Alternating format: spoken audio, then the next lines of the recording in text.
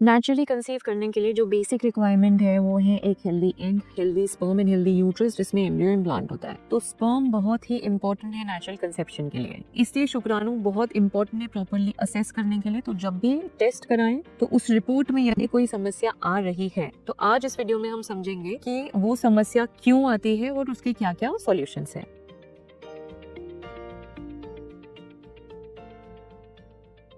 नमस्कार, मैं doctor Diksha Tiwari, fertility specialist and IVF consultant, new hope IVF Indore.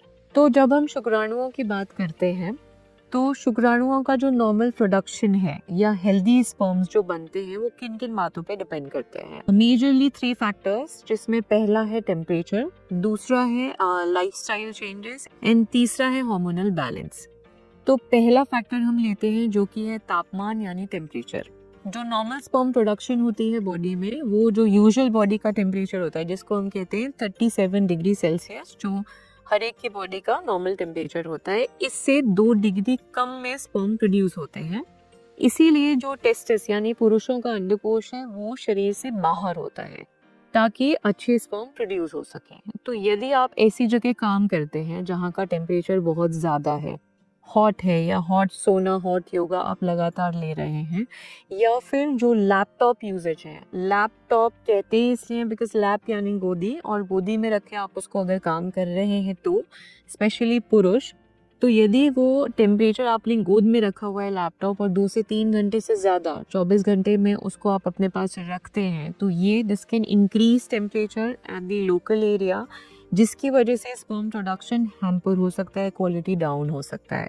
तो एक तो लैपटॉप को लैप पे नहीं रखने, always use on the table, उसको टेबल में रख के यूज़ करिए जितना मिनिमम यूजेज हो सके मोबाइल लैपटॉप के, बिकॉज रेडिएशंस भी एक्सपोजर हो सकता है, वाईफाई रेडिएशंस है, तो जितना मिनिमम हो सके उतना यूज़ करें and away from your lap. This is one important thing.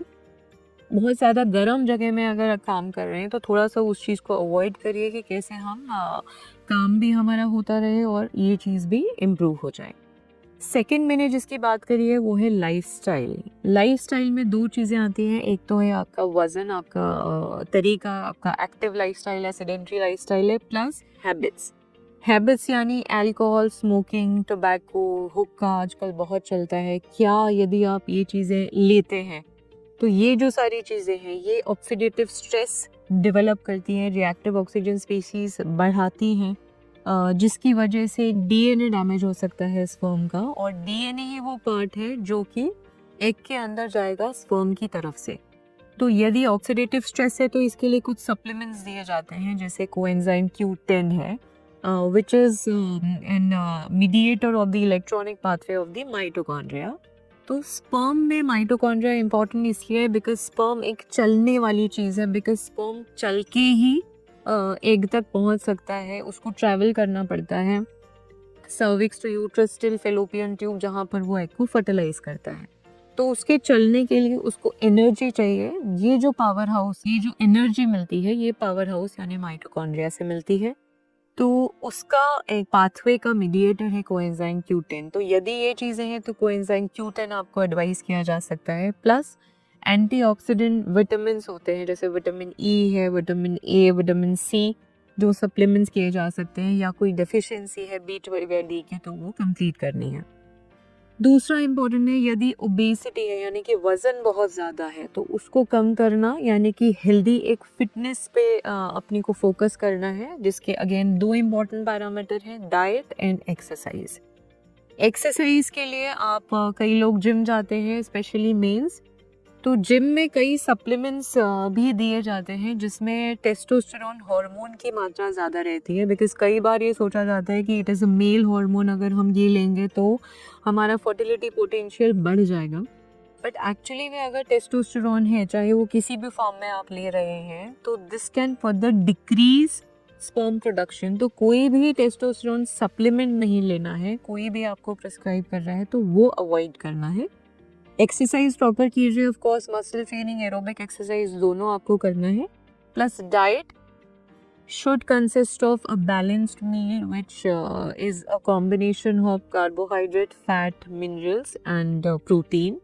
तो ये आपको बैलेंस मात्रा में लेना है, जिसमें कॉम्प्लेक्स कार्बोहाइड्रेट लेना है, प्रोटीन्स लेना है, जो वेजिटेरियन नॉन वेजिटेरियन किसी भी सोर्स से आप ले सकते हैं एज पर योर चॉइस। और एक इम्पॉर्टेंट और चीज़ है कि अगर आपका टेस्ट हुआ, सपोज रिपोर्ट नॉर्मल नहीं आया है, तो अगर उस टाइम पे आपको फीवर था या कोई भी वायरल इलनेस उस टाइम पे हुई है, बिकॉज कई बार वायरल होता है, सर्दी जुकाम खांसी बुखार है, और उस टाइम पे आप सैंपल दे रहे हैं, अगर एबनॉर्मल रिपोर्ट है तो discuss it with your doctor, because वो आपको एडवाइस करेंगे कि this can be a temporary abnormal finding जो कि करेक्ट हो जाएगी।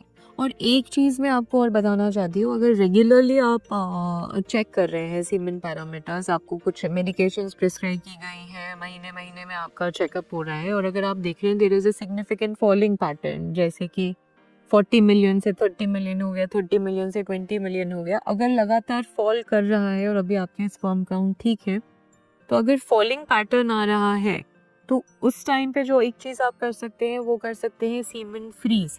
बिकॉज कई बार हम देखते हैं कि जिस समय स्पर्म्स थे उस समय सीमेन फ्रीज नहीं हुआ और अभी काउंट रह गया है 3-4 मिलियन, जो कि बहुत कम हो गया है।